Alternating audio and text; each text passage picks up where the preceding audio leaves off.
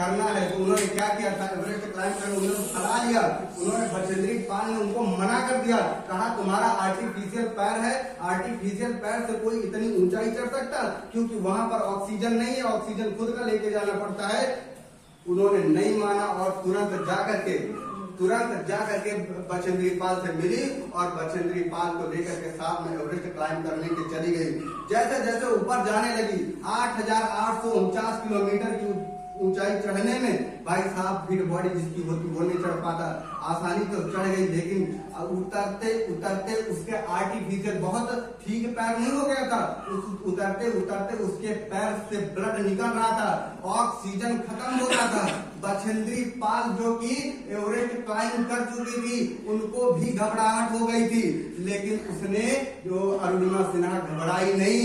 उन्होंने कहा कि अगर मैंने सोच लिया, मैंने कमिटमेंट कर ली है कि मुझे अब इतिहास में ऐसा नाम लिखना है जो आज तक किसी ने किया, और वो आज भारत की प्रथम महिला जो कि वो आर्टिफिशियल हैंडीकैप होने के नाते भी एवरेस्ट क्लाइंब किया था। आज इतिहास भी उसका लिखा है कि भारत में सबसे प्रथम महिला जो हैंडीकैप है जो कि एवरेस्ट को क्लाइंब किया था।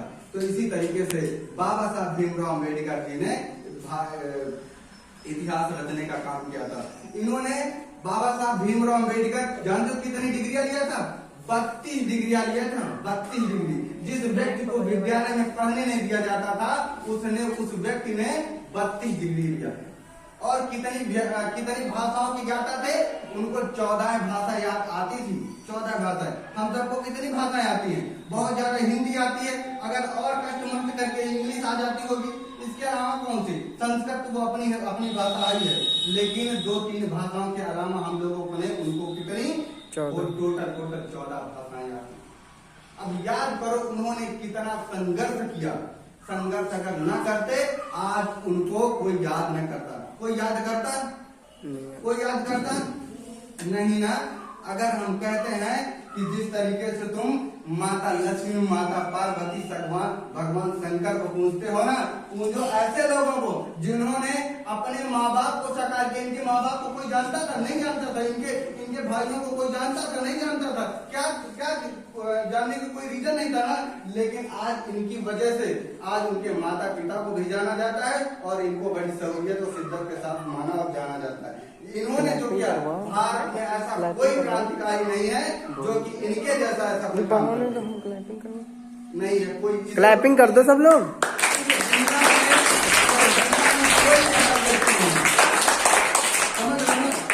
कहने का मतलब हर चीज ताली की स्वागत नहीं होती है। ताली का स्वागत तो वो लोग करवाते हैं जिनकी कहते हैं कि हमारे यहाँ तो स्वागत करो, ऐसा कुछ नहीं। हम लोग क्यों, हम शिक्षक हैं, बताने का काम करते हैं, क्योंकि हकीकत क्या है, सच्चाई क्या है, वो चीज बताने का काम करना है। क्योंकि आज की बात तुम लोग कमेंट करो कि मुझे भी ऐसा काम करना है जो कि आज तक किसी इतिहास में न हुआ है। कहा जाता है इतिहासों में जो हुआ नहीं, इतिहासों में जो हुआ नहीं वो अब की बार हो। शिशुपाल के गृह स्तर पर सुदर्शन का प्रहार हो, मान सिंह का तनाव सीना प्रताप का भाला पार हो। अगर स्वच्छता बनी रही रावण की तो राम का अवतार हो।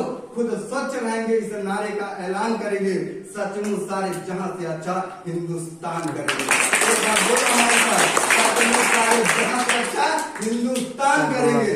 बराबर, सचमुच सारे जहां से अच्छा हिंदुस्तान करेंगे। सचमुच बात ये होती है।